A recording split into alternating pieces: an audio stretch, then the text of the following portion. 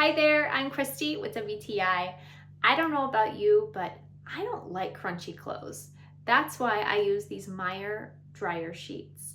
They make my clothes feel super soft and comfortable, and they smell great. I love these sheets in particular because the softening ingredients are plant-derived. There's also some essential oils in here to help smell good. I love this scent. This one is lavender. It makes my whole laundry room smell so good when I'm drying my clothes. These are also very effective at reducing static, which I really appreciate. I have a lot of long skirts that I wear often that are machine washable, and this really helps keep those skirts from clinging unnecessarily.